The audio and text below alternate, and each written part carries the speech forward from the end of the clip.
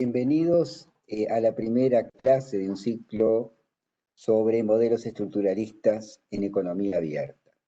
Richard Nelson ha dicho que existen dos tipos de teorías. Teorías apreciativas, donde se definen variables, se definen interrelaciones entre esas variables, se ofrece una estructura analítica consistente, articulada, pero no se formulan estas relaciones de manera matemática. Hay teoría, hay una reflexión rigurosa sobre cómo interactúan las variables y sobre los resultados económicos que se puede esperar de esta interacción, pero es una etapa importante, clave de la reflexión, que debe ser seguida por otra en la cual estas ideas se formalizan matemáticamente. Ninguna de estas dos etapas es necesariamente más importante o más rigurosa que la otra, sino que son etapas complementarias, porque al formular matemáticamente las ideas y las relaciones entre las variables, esto nos permite identificar posibles errores de lógica, posibles contradicciones que no percibimos en la teoría apreciativa, o nos permite encontrar direcciones, preguntas que no surgían tan nítidamente o con tanta claridad en la teoría apreciativa. Bienvenidos a este ciclo de clases sobre modelos estructuralistas. Es un curso introductorio a modelos estructuralistas de crecimiento y distribución en economías abiertas. Para aquel que no está familiarizado con estos modelos, el propio título deja en el aire algunas preguntas, entre ellas: ¿qué es un modelo estructuralista? ¿En qué se diferencia de modelos construidos a partir de otras bases teóricas? ¿Y por qué vale la pena estudiarlos? El curso intentará responder, aunque sea parcialmente, algunas de estas preguntas. Veamos entonces cómo definimos a los modelos estructuralistas.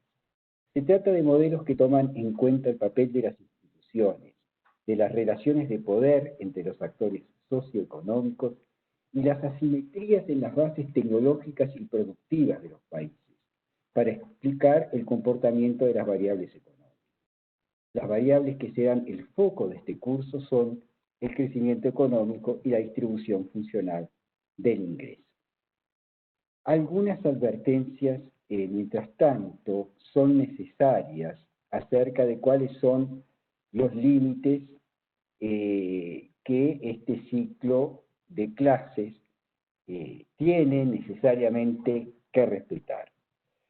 Como ocurre en todas las escuelas de pensamiento, el estructuralismo tiene sus propias controversias y ramificaciones dentro de lo que podría considerarse un tronco común. Estas ramificaciones abren, a su vez, otras direcciones, al punto que es difícil saber cuál es el tronco original, cuáles son las ramas, cuál es el tronco principal, y se genera una dinámica como aquella que describe Jorge Luis Borges en su clásico cuento El jardín de los senderos que se bifurcan, donde cada sendero nos lleva hacia un destino, hacia un resultado diferente. Es bueno que así sea, porque la economía es una disciplina que se enriquece con miradas plurales. Pero al mismo tiempo, ello implica que no es posible contar en pocas páginas todo lo que existe en el jardín. Por eso el curso no pretende abarcar todas las corrientes del estructuralismo ni ser una recapitulación justa y balanceada de todos los aportes de sus distintos autores. No pretendemos que esto pueda ser hecho en el marco de este curso. Les recomiendo a todos encarecidamente la lectura del libro de Octavio Rodríguez sobre el estructuralismo latinoamericano, un libro que se publicó en el 2007 y que ofrece este compendio casi enciclopédico de lo que se ha producido en términos de teoría económica en América Latina. Naturalmente no es un trabajo de este aliento el que podemos transmitir en estas clases. Por lo tanto, hay sesgos y dos son los sesgos más importantes de nuestras próximas conversaciones. Primero, las clases se limitan a discutir las contribuciones estructuralistas que han sido o pueden ser expresadas en modelos matemáticos. Ese es el primer recorte. Hay muchas ideas fantásticas en el estructuralismo que no son fácilmente incorporadas o incorporables a modelos matemáticos, y nosotros intentaremos hacer alguna referencia a esas ideas, pero no tenemos cómo tornarlas parte de la mecánica del modelo. Segundo, si bien se admite que el poder político y las instituciones afectan los resultados del modelo, el poder político y las instituciones se consideran dadas, actores exógenos al modelo. No quiere decir que su influencia sea desconsiderada. Será tomada en cuenta y los resultados del modelo dependen de estos factores institucionales y de poder. Pero vamos a considerar que los mismos son como un contexto que de alguna forma circunscribe los resultados posibles del modelo, pero no intentaremos explicar instituciones y poder con el uso del modelo. Al final habrá una presentación, mostraremos un modelito simple, pero que de alguna forma intenta incorporar la interacción entre las variables económicas y las variables de poder y de conflicto político. Otra pregunta que surge naturalmente es la siguiente. ¿En qué se diferencian los modelos estructuralistas de otros tipos de modelos y por qué es relevante estudiarlos? Una forma de identificar el lugar del estructuralismo entre las distintas escuelas teóricas es ver cuál es la importancia relativa de los factores del lado de la oferta y de la demanda en explicar el crecimiento y la distribución del ingreso.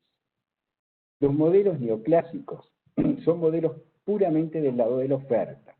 El crecimiento económico deviene del aumento de los factores de producción, en particular de la acumulación de capital y del progreso técnico. La economía crece porque se acumulan los factores de producción o porque la productividad de los factores aumenta gracias al progreso técnico. El progreso técnico, a su vez, en los modelos neoclásicos, puede ser exógeno, como decía John Robinson, dado por Dios y por los ingenieros, o puede ser endógeno, esto es el resultado de decisiones de inversión de los agentes económicos. El modelo neoclásico más conocido con progreso técnico exógeno es el modelo de Solow del 56, y el más conocido con progreso técnico endógeno es el de Romer del 90, que por supuesto después generó toda una familia o una sucesión de nuevas contribuciones, que es la teoría de crecimiento endógeno en la escuela neoclásica. Son modelos del lado de la oferta, donde es válida la ley de Say, según la cual toda oferta genera su propia demanda y toda decisión de ahorro tiene como contrapartida automáticamente una decisión de inversión. Es por eso que la demanda no desempeña ningún papel relevante en este tipo de modelos. Los dejaremos por aquí. Más adelante volveremos a hablar un poquito de los modelos neoclásicos, pero solo para compararlos con los modelos estructuralistas. Los modelos estructuralistas, a su vez, consideran el lado de la demanda en la determinación del crecimiento de largo plazo. Son modelos keynesianos porque abandonan la ley de Say, admiten que la economía puede tener su crecimiento limitado por la demanda efectiva, admiten que la decisión de ahorrar no es igual a la decisión de invertir y que es necesario mirar el dinamismo de la demanda agregada para poder entender el comportamiento del crecimiento, de la rentabilidad del capital, de la inversión y del propio proceso de acumulación de capital. Esta mirada supone admitir que hay recursos ociosos en la economía y que hay barreras que se oponen al alcance del pleno empleo. Los límites a la expansión de la demanda agregada pueden tener su origen en la distribución del ingreso. Por ejemplo, una distribución muy regresiva puede tener un impacto en la capacidad de consumo de la población y afectar negativamente el crecimiento. Pueden haber límites asociados a las expectativas de los agentes económicos, cómo estas expectativas afectan las decisiones de invertir, o pueden tener su origen en la restricción externa, principalmente, aunque no exclusivamente, en la velocidad con que aumenta la demanda de exportaciones del país hacia el resto del mundo frente a la velocidad con que aumenta la demanda de importaciones por parte del propio país desde el resto del mundo. Las importaciones no son malas, las importaciones son importantes para el desarrollo económico, son clave para sostener el crecimiento, especialmente en economías en desarrollo que dependen de insumos intermedios y en particular de bienes de capital del exterior para sostener la inversión. El crecimiento y las exportaciones que éste requiere, mientras tanto, solo son viables, solo se pueden sostener en el tiempo, si las exportaciones tienen un comportamiento igualmente dinámico al de las importaciones. Como veremos a lo largo de nuestras discusiones, la intensidad o la tasa de aumento de las exportaciones y las importaciones depende de la competitividad internacional y esta, sobre todo, del progreso técnico. Este será el foco de los modelos que nosotros vamos a discutir más adelante. Esta relación entre demanda agregada, restricción externa y, por el lado de la oferta, el progreso técnico y el cambio estructural.